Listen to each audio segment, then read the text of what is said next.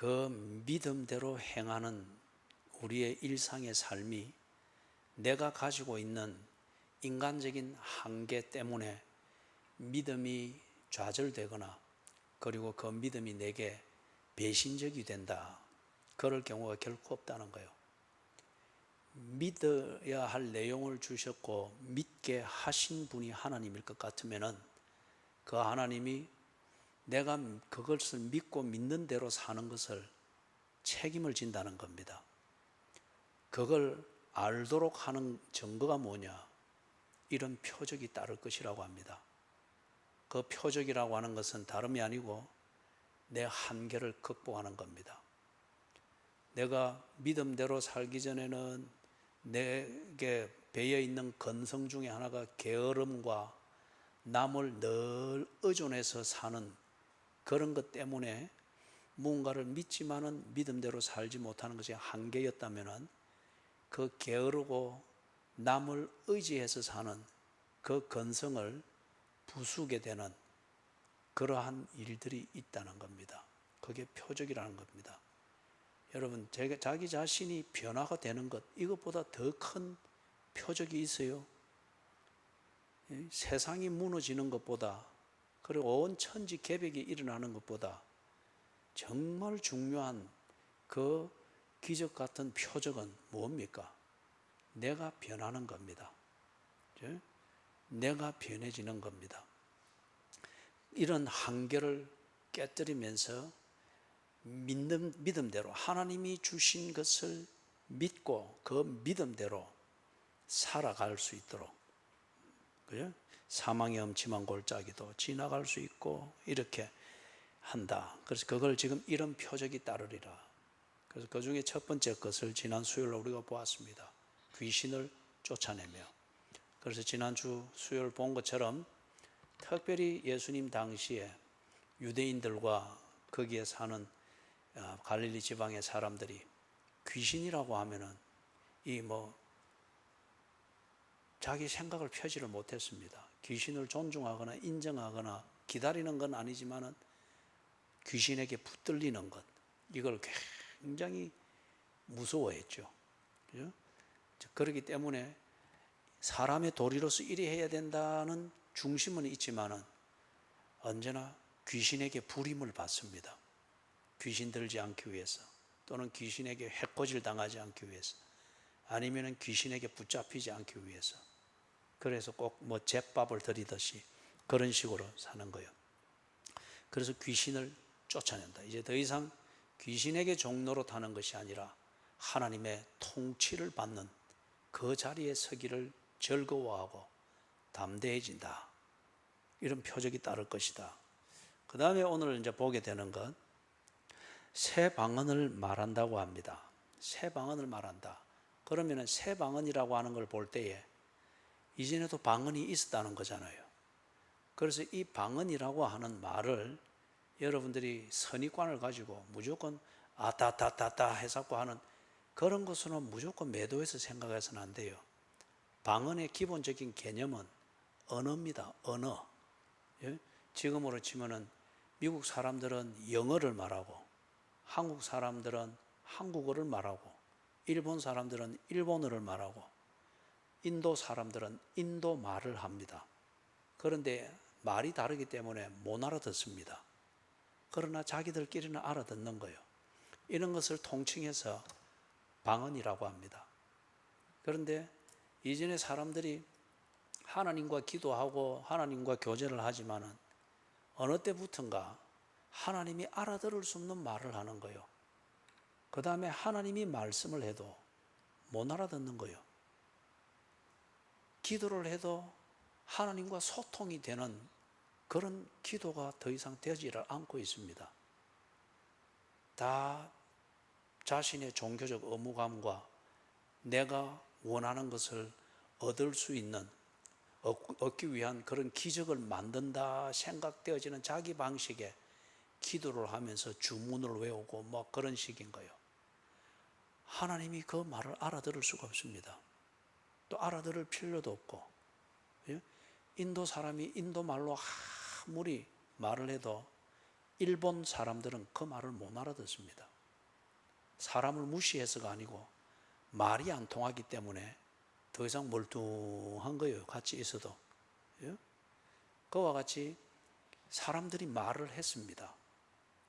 유대인들이 말을 했습니다. 모세의 율법을 읽었습니다. 그리고 성전을 통하여서 기도하는 걸 배우고 기도하는 것을 경험하고 기도문을 가지고 기도문을 외우면서 하기도 하고 그들도 철학기도 했습니다. 금식기도 했습니다. 지금보다 더 했으면 더 했지 못하지는 않았습니다. 그런데 문제는 그들의 그 말이 하나님께 상달이 안 됩니다. 안 통하는 말이 됐어요. 소통이 안 되는 언어 같으면 그는 언어로서의 가치가 없습니다. 애들이 말을 배우기 전에 아무리 옹알이를 해도 지 엄마가 감각적으로 알아듣는 것 외에는 그 옹알이를 그냥 기운 소리로 듣지 무슨 말을 하는지 알아듣는 사람은 없습니다. 그래서 여기 성령께서 임하여서 다시 말해서 예수님의 이 구속의 사역을 통해서 거듭나는 것, 거듭났다고 하는 그 증거 중에 기본이 뭡니까? 성령이 그 사람에게 내주하시는 겁니다. 이렇게 되기 전에 그들이 또 많은 말을 했고 많은 기도를 했고 성경을 읽기도 했고 모세의 율법을 통해서 법을 배우기도 했고 했지만은 그들이 하는 말이나 그 말을 하면서 하는 행동이 하나님과 소통이 안 됐습니다. 그리고 하나님이 선지자를 통해서 또 성경을 통해서 율법을 통해서 예배를 통해서 설교자를 통해서 하나님이 많은 말씀을 강력하게 할지라도 때로는 죽음이 바로 문 앞에 와 있는 것 같은 경고의 말을 날릴지라도 그들은 못 알아들었습니다. 그래서 예수님이 오죽 답답했으면 유대인들의 그 풍습을 비유해서 만든 그런 속담을 인용을 해서 그 시대의 감각 없음을 말했겠어요? 피리를 불지라도 춤출 줄 모르고 애곡할지라도 울 줄을 모른다. 그러면서 예수님이 늘 반복해서 하던 말이 뭡니까? 귀 있는 자는 들을지어다. 볼 수 있는 눈을 가진 자는 볼지어다. 그리고 계시록에서 요한도 그랬죠. 귀 있는 자는 성령이 교회들에게 말씀하는 것을 들을지어다. 그죠? 그리고 이게 지금 언어는 있는데 하나님과 백성 사이에 소통이 안 되는 거예요. 그죠? 그래서 지금 사람들이 지 방식대로 뭐 기도도 하고 뭐도 하고 뭐도 하고 하나님께 뭘 말을 한답시고 하고 이래 하는데 아무것도 뭐 지가 알고 있는 약속대로 말씀대로 또 기도한 대로 되는 게 없단 말이에요. 오히려 더 힘들고 뭐 그렇단 말이에요. 그러니까 지 의무감을 채우는 만큼만 하는 거예요. 그러니 이 사람들이 형편대로 합니다. 게으른 놈은 여전히 게으르고 남이 뭘 해주지 않으면 아무것도 못하는 것은 언제나 그렇고, 그 다음에 이 의무감에서 지 얻을 것만 챙기려고 철저하게 밤낮으로 성전 떠나드는 것은 늘 그 수준이고, 그런데 이 사람들 자체도 자기들의 인생이 곤고한 거예요. 내가 왜 기도해야 하나? 내가 왜 이 성경을 읽어야 되나? 가도 뭐 설교도 못 알아듣는 것 늘 그리 해쌌는데 그 설교자도 딱하지만은 그리 앉아있는 나도 참 딱하구만. 자꾸 회의가 뜨는 거예요. 말이 안 통하면 여러분 그럴 수밖에 없습니다. 그런데 그것 때문에 그들이 하나님의 백성답게 사는 자리에서 점점 어그러지죠. 그들이 이 한계를 못 넘는 겁니다. 그래서 성령이 임하십니다. 그리고 믿음을 가지고 믿음대로 산다. 하나님이 말씀해 준 믿음대로 산다. 소통이 된 거잖아요. 예수 그리스도의 십자가의 죽으심과 3일 뒤에 부활하신 이 예수를 보면서 드디어 그들이 하나님과 막혀있는 이 담이 허물어지고 소통이 된 겁니다. 소통이 되면서 옹알이 수준에서부터 이제는 말을 통해서 많은 걸 하나님으로부터 듣게 되고 내가 하나님께 아뢰일 수 있는 이게 열리는 겁니다. 일이 되니까 말이 안 통할 때에 가지던 그 한계들이 쫙쫙 부서지면서 넘어가는 겁니다. 쫙쫙 넘어가는 거예요. 그래서 그들이 새 방언을 말하리라. 다른 말로 말하면 뭡니까? 하나님과 소통이 되는 기도를 하리라. 하나님과 소통이 되는 설교를 들으리라. 하나님과 소통이 되는 성경 읽기를 할 것이다. 하나님과 소통이 되는 그러한 금식, 하나님과 소통이 되는 철야기도, 하나님과 소통이 되는 찬송, 그리고 하나님의 말씀이 들리는 예배, 그리고 하나님이 내 심정을 헤아려 보기를 기뻐하는 그런 기도. 사람들이 저 사람 예수쟁이네 라고 알아들을 수 있는 그러한 복음 전도. 새 방언을 말하리라. 그래서 간략하게 정리하면 그런 것입니다. 이걸 조금 더 우리 살펴보면은 방언이라고 하는 전혀 새로운 방언이 탁 등장했죠. 그죠? 앞에서 이야기했던 하나님과 전혀 소통이 안 되는 그런 언어로서 유대인들이 자기들의 종교 생활을 해왔잖아요. 이름은 하나님 부르지만은 그런데 전혀 소통이 안 되는 방언이었잖아요. 언어였잖아요. 그런데 사람과의 소통을 뛰어넘어서 하나님과 드디어 확 소통이 열리도록 만들었던 그 언어가 임하는 때가 언제였습니까? 오순절이었죠. 사도행전 2장 오순절이었죠. 그때에 성령이 급하고 강한 바람처럼 임하고 불의 혀 같은 것이 거기 앉은 사람에게마다 임했다 그랬죠. 전체에 있는 사람들이 불길에 휩싸인 것이 아니고 불의 혀 같은 것, 불이 아니에요.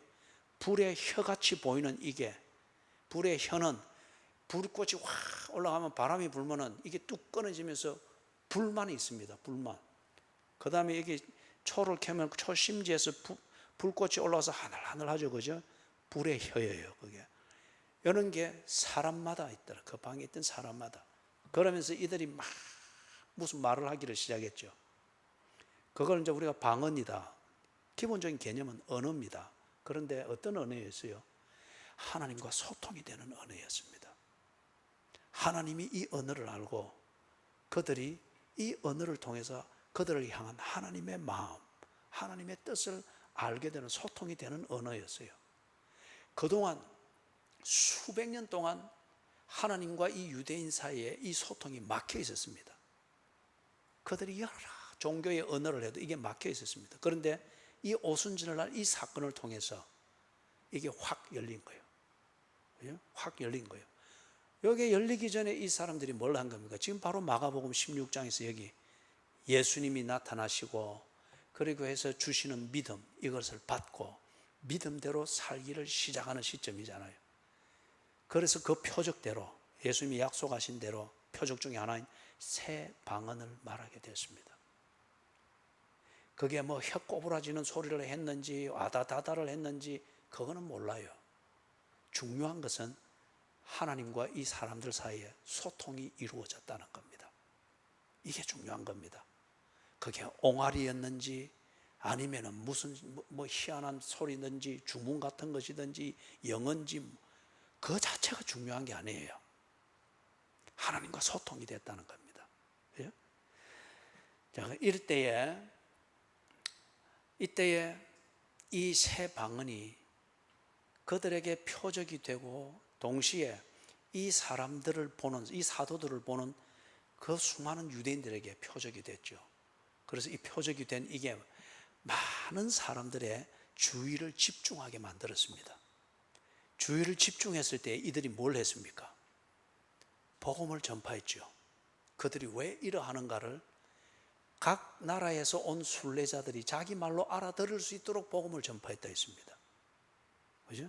최소한도 그때 14개국에서 왔단 말이에요. 최소한도. 그런데 이 14개의 다른 언어로 이 사도들이 막 복음을 자기들이 전파하는데 그들이 자기들의 말로 다 알아들었다는 거예요. 이 놀라운 거죠. 이게 표적입니다. 첫 번째는 이 사도들이 스스로 놀랬습니다. 하나님과 소통이 되네. 기도가 이런 것이네. 하나님이 우리를 듣고 계시네. 놀랬습니다. 이제는 한계에 부닥칠 때에 그들이 문을 걸어 잠그고 숨을 리가 없습니다. 뒤에 나오는 것처럼 베드로나 바울처럼 감옥에, 그 지하 감옥에 깜깜한 데 갇혔을 때 어땠겠습니까? 찬송했잖아요. 기도했잖아요. 그리고 그들을 기다리고 있는 바깥에 120문들도 그들을 위해서 몰린 거예요. 기도했잖아요. 이 표적을 통해서 그들이 하나님과 우리가 소통이 되네. 그러니 이제는 도망가고 피하고 구질구질한 소리로 살 길을 찾는 사람들이 아니고 이제는 하나님이 주신 새 언어, 즉 소통이 되는 언어로 기도하고 찬송하고 하나님과 언언하면서 나갑니다. 그러니 감옥도 걸어 나오고 그들의 그리스도인의 삶이 계속 전진이 되는 것을 사도행전에서 볼 수가 있죠. 그래서 사도행전 2장 4절에서는 이런 위대한 표적이 되는 이 사건이 그 놀라운 기적과 같은 사건과 함께 왔습니다. 그러면 언제나 이런 것이 일어나야 되느냐? 그것은 아니에요. 아까 처음에 강조했던 것처럼 여기 지금 오순절에 임했던 새 방언이라 일컬어지는 그것에 중요한 것은, 중요점은 뭐라고 했죠? 그렇죠. 하나님과 소통이 된다고 하는 언어였다고 하는 여기에 있는 거예요. 그러면 이게 하나님과 소통이 되는 언어를 내가 지금도 할 수 있다. 그게 내게서 일어난다. 그러면 나는 지금 바로 이 약속대로 새 방언을 말하고 있는 거예요. 믿음대로 사는 사람에게 나타나는 그 표적 중에서 새 방언을 주리라. 새 방언을 내가 하고 있다는 거예요. 그죠? 자, 그런데 사도행전 2장 4절에서 이렇게 되어진 이 표적을 초대교회 교인들이 지나가면서 보면 이게 신비하거든요. 그래서 하나님과 소통이 된다고 하는 이 본질적인 의미는 잊어버리고 그 신비한 현상에만 자꾸 관심이 가가지고 지도 자꾸 혀 꼬부라진 소리 하려고 하고 뭐 이상한 또 그들이 신비한 거 할 때 주술을 행할 때 뭐 하듯이 뭐 떨어 샀고 뭐 이런 식으로 하면서 그런 걸 자꾸 하려고 하는 거예요. 그죠? 하나님과 소통이 되는 언어라는 이거는 잊어버리고 그래서 그게 많은 교회 안에 또 교인들 가운데에 분란을 일으키고 혼란을 일으켰죠. 그 대표적인 케이스가 고린도 교회였습니다. 그래서 바울이 고린도 전서에서 보면은 이것을 성령의 은사에 대해서 말할 때에 방언, 이것에 대한 오해와 방언에 대한 집착 때문에 교회와 성도의 교제 사이에 일어나는 혼란을 지적을 하고 있죠. 그 고린도전서 12장 3절을 한번 펴보세요.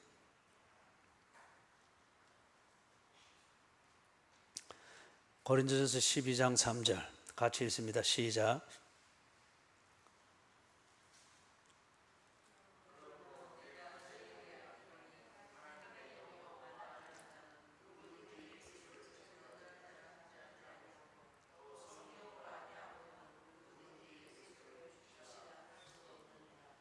그렇죠. 예수 그리스도를 구세주로 고백하는 이 믿음으로부터 하나님과 소통이 시작됐습니다. 그죠? 그렇기 때문에 이 예수를 구세주로 인정하고 이 예수를 시인하는 이것 없이는 성령이 내게 임했다라고 말할 수 없습니다. 성령이 나와 함께 하신다 이게 아니고는 성령이 주시는 그 은사 그리고 이 표적 중에 하나인 새 방언을 말하게 하는 그 은사 결코 이루어질 수가 없죠. 그런데 초대교회 사람들이 이것에 대한 신비한 것과 그걸 해보고 싶은 호기심 그리고 그걸 하는 사람들이 그렇게 흉내를 내는 사람들이 교회 안에서 영적 우월감을 가지는 거예요. 나는 이런 은사도 있는데 그럼 꼭 사람 들으라는 듯이 와다다다다 해서 한단 말이에요. 지도 무슨 소리인지 몰라요. 그러면서 영적 우월감을 가지고 그리 못하는 사람은 어쩌든지 그걸 했지도 해보고 싶어가지고 그 사람 하는 방식으로 자꾸 따라서 하려고 하고 이래 되니까 고린도 교회 안에 뭐가 생긴 거예요? 짝퉁 방언이 많이 생긴 거예요. 그리고 기도하는 거, 철야기도, 금식기도, 무슨 뭔 기도들이 이런 거 받자고 그런 흉내만 내고 앉아 있는 거예요. 바울이 그래서 고린도 교회에 보내는 편지 중에서 이 부분을 12장, 13장, 14장에서 이 은사에 대해서 아주 지적을 하면서 특히 방언에 대하여서 경고를 몇 차례 그렇게 하고 있는 겁니다. 고린도전서 13장 1절 거기는 뭐라 되어 있습니다. 다시 읽어봅니다. 시작.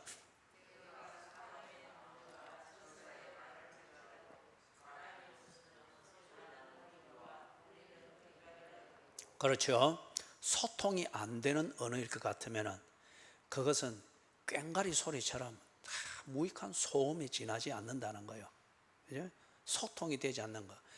하나님과 소통이 되는 기도일 것 같으면 성도와 더불어서 분명히 소통이 될 겁니다.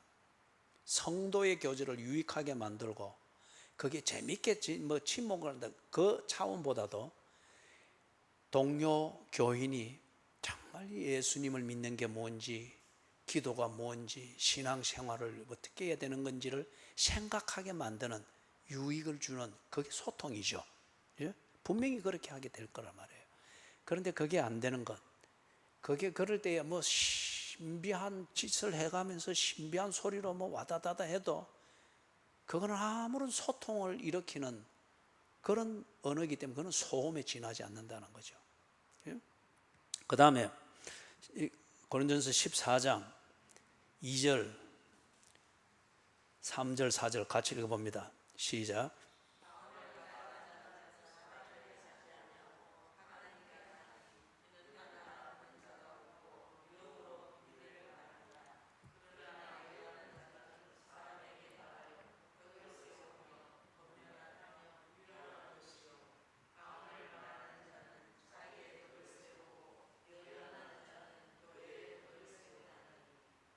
예, 이 성령의 은사로서 주신 이 방언은 신령한 것입니다. 본질적으로 신령한 거예요. 그런데 그거는 주로 이 방언을 하고 있는 당사자에게 표적이 되고 유익이 되는 겁니다. 남에게 덕을 끼치고 남의 유익을 위해서 그게 그렇게 큰, 오히려 뭡니까? 고린도 교회에서 일어난 것처럼 사람을 오해하게 만들고 오도하게 되는 역기능이 있음을 워낙이 들리는 사람의 귀에 신비하게 들리니까, 그죠? 또 그리 해보고 싶으니까. 그래서 이것은 조심하라 경고를 하고 있는 겁니다. 사도행전 2장 4절에서 성령이 강림하는 오순절의 사건을 통하여서 그때 그들이 방언을 했다, 그죠? 그때는 이게 워낙에 신비한 데다가 처음입니다. 드디어 사람들이 보게 되는 거죠. 그래서 이게 사람들한테 많은 영향력을 미치면서 주의와 관심을 그들에게 집중하게 만들면서 이때에 이 사도들이 뭘 한 거예요? 자기들이 방언하는 걸 자랑한답시고 와다다다다 해서 알랄랄라 해서 그런 거 안 했잖아요.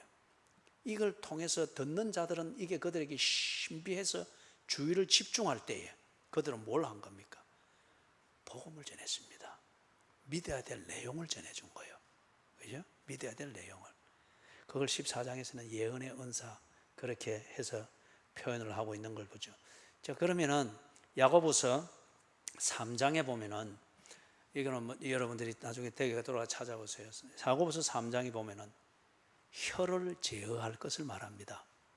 그래서 그 혀의 영향력을 여러 가지로 거기 비유를 하면서 1절에서부터 12절까지 태우는 불과 같다, 바다를 항해하는 큰 배에다가 비유하기도 하고, 그 다음에 독을 뿜어내는 그것도 비유하기도 하고, 그 다음에 물을 길어 올리도록 만드는 샘에다가 비유하기도 하고, 혀가 우리 몸에 작은 것이로되 이게 우리 전체를 움직이고 인격을 움직이고 사람들과 더불어 사는 영향력을 움직이는 결정적인 역할을 한다 하는 이걸 기능을 강조하면서 혀를 제어할 것을 말합니다. 여러분, 정말 우리가 새 방언, 소통이 되는 방언을 한다. 그렇다고 하면은 우리의 말, 우리의 언어 생활을 통해서 내가 믿는 하나님, 내가 믿는 복음, 그리고 내게 은혜를 주신 하나님의 은혜가 어떤 것인가 하는 것이 내 언어 생활을 통하여서 나타나도록 하는 것, 나는 이게 무엇보다도 중요한 새 방언이라 믿습니다. 하나님을 향하여 기도할 때에도 정말 하나님께 받은 은혜에 대한 감동과 새겨져 있는 내 진심을 주님 앞에 소통하려고 그렇게 집중하는 그 기도, 그게 침묵이든지 말이든지 대표 기도에서 정리된 말을 하든지, 하나님이 예배하는 자를 찾으시는 것을 알고 그 예배하는 자의 중심을 가지고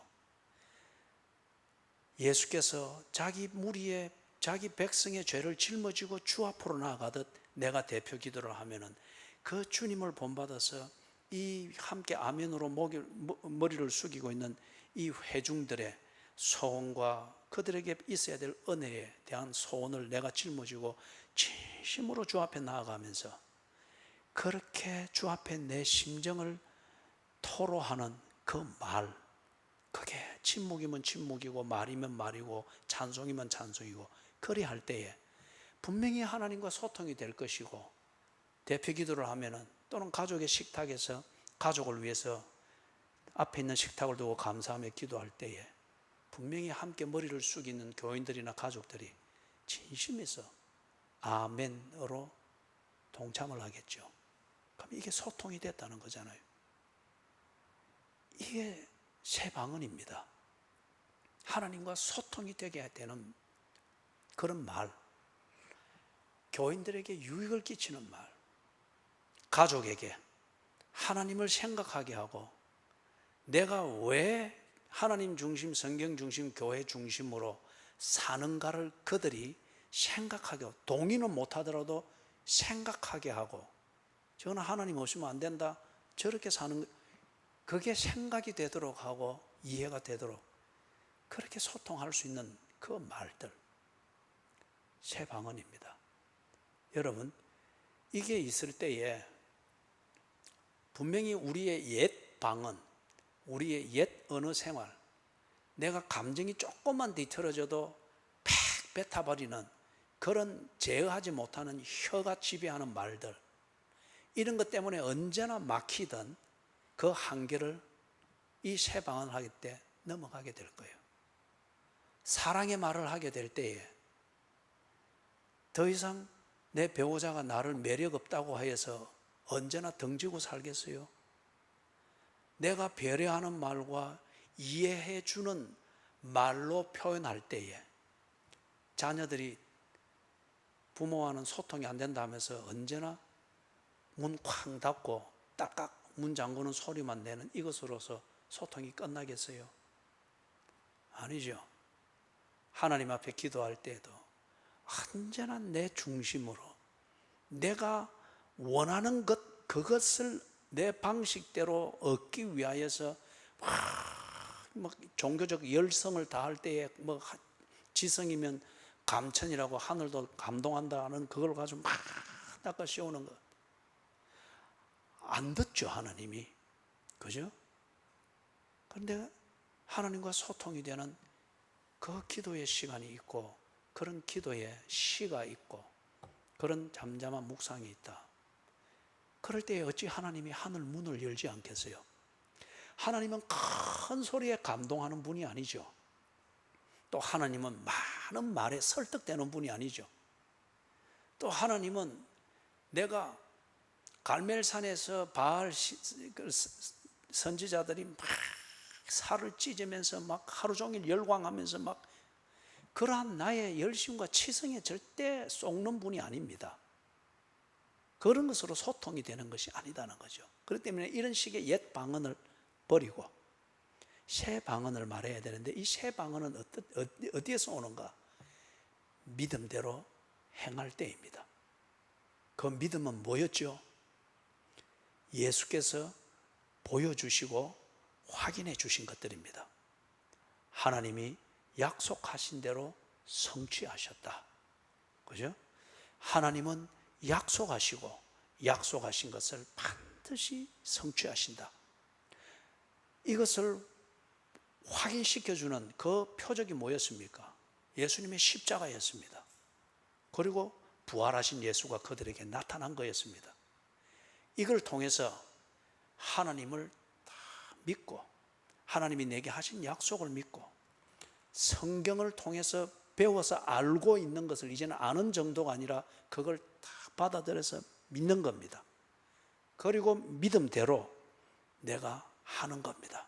그 믿음대로 기도하고 그 믿음대로 예배드리고 그 믿음대로 내 성격을 고치고 그 믿음대로 이제는 주변과 대화를 하고 대화를 할 때에 내가 마음은 진심이고 마음은 좋은 마음을 가지고 있어도 말이 언제나 뒤틀어지고 말이 내 성격을 만들어 가잖아요. 그죠? 그것 때문에 언제나 좋은 마음이지만은 결과는 다르게 언제나 이게 어그러지는 것으로 나오는 것. 이걸 이제는 믿음대로 딱 받아들이고 내가 믿었으면은 내 믿음대로 내 말도 고쳐야지. 내 믿음대로 이제는 내 말 자체에서 상대방이 존중을 받고 있구나 느낄 수 있도록 이제는 표현을 해야 되겠구나. 예? 그러면은 좀 신문도 읽고 또 좋은 시집도 하나 읽어보고 아니면은 인터넷에 좋은 글이 있으면 그것도 찬찬히 읽으면서 새겨도 보고 성경을 읽을 때도 다 좋은 구절이 있으면 읽어서 암송하면서 100번이라도 외우면서 이게 내 말이 되도록 이래 노력을 하고 이게 혀에 재갈을 물리는 거잖아요. 야고보서 3장에 있는 것처럼 그렇게 바뀔 때에 여러분 교제만 했다면 원수지고 이런 일이 있겠어요? 있을 리가 없습니다. 원수되었던 부부관계도 분명히 이제는 얼굴을 마주하고 밥을 먹고 잠을 자는 관계로 분명히 바뀔 거예요. 왜냐? 새 방언은 소통을 만든다고 했지 않습니까? 그래서 믿음대로 첫째는 내가 믿음대로 하나님을 우러러보며 나아갈 때 하나님과 소통이 될 것이고 내가 믿음대로 사람과 더불어 교제하는 이 말을 훈련시키고 말을 다듬어 갈 때 분명히 사람에게 내가 믿는 예수를 생각하게 만들고 느끼게 만드는 이 소통이 이루어질 겁니다. 와, 저 말이 바뀌었네. 저 이제만 해도 저 말을 언제나 가시가 있고 톡톡 쏘았는데 달라졌네. 소통이 열리기를 시작하는 거죠. 그리고 이런 말이 믿음대로 집을 세우시는 여호와를 믿고 그 여호와께서 주신 가르침과 약속대로 그걸 믿고 가정에서 말을 고치고 말을 통해서 내 진심이 전달될 수 있는 말로 다시 재포장하고 따듬는 훈련을 할 때에 분명히 가정 안에서 내실에 있는 아내는 결실한 포도나무 같고 식탁에 둘러앉은 어린 자식은 감람나무 같은 이 변화들이 일어날 겁니다. 이게 소통이 된다는 거잖아요. 그죠? 자, 오늘은 우리가 새 방언 여기까지 살피고 제가 필리핀 다녀와서 그 다음 우리 뱀을 집어 올리며 이거는 그때 그 부분에 하겠습니다.